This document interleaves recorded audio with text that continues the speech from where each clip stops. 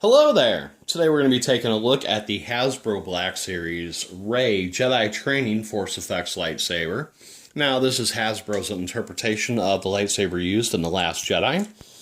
I picked this up back in the spring of 2018 from a Target nearby.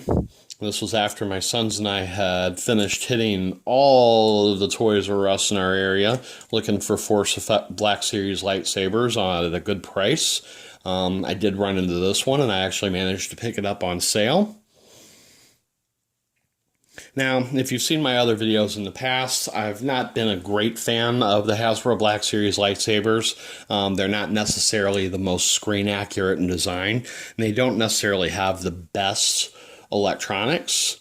However, with this one, it actually comes pretty close to screen accuracy. We've actually got a really decent looking lower eye or glass eye on the bottom of the Graflex hilt. One thing that I do like about it is that you actually have the shine through and the spacing here underneath the bunny ears. The Graflex card actually looks, or the clamp card actually looks pretty accurate. And one thing that I always really liked about this one is that it's got the notched grooves in the T-grips on the back. Now, with this particular one, the Graflex clamp isn't exactly in the 3 o'clock position. It's a little bit off center and a little bit high. And the T-grips don't line up centered with it. It also uses just a regular standard D-ring rather than the Cobalt style D-ring. As I understand it, if you get this version in the Disney Parks exclusive version that has the removable blade, it does have a Cobalt style D-ring on that one. Not really certain why Hasbro would make the choice to make a difference between those two. I think that the difference of the removable blade from that one would set it apart as being special for a Disney Parks exclusive rather than, having so many other differences with it.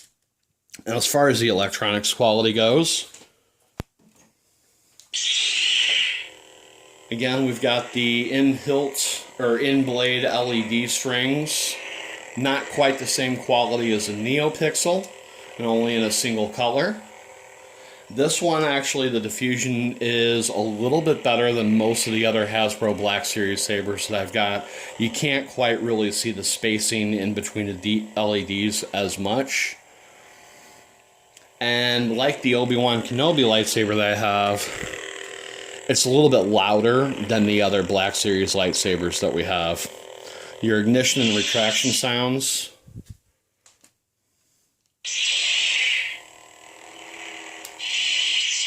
are actually pretty decent. But the hum kind of sounds like it's a sick lightsaber. It just sort of groans. And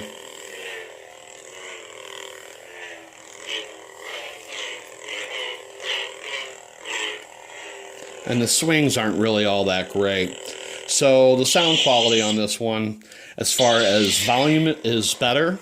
But as far as like the sound font that they've used on it, one thing I think that they pretty much use the same sound effect with all of their Black Series lightsabers. They all really kind of have that same sound to them. But it's really not as great as what you would get from a Nano Biscotti V4 or a Crystal Focus, the Saber Forge Champion soundboard, or an Ultra Sabers Obsidian V4 even. All in all, it's a nice saber. I think that if it had the ability to mute, it would actually be really great to put on the included stand and then just have as a display.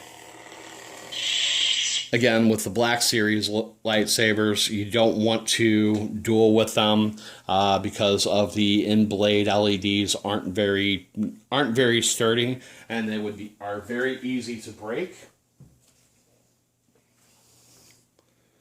But for the price, it's a nice lightsaber. And this one in particular actually held me over pretty good until I got my Graflex 2.5.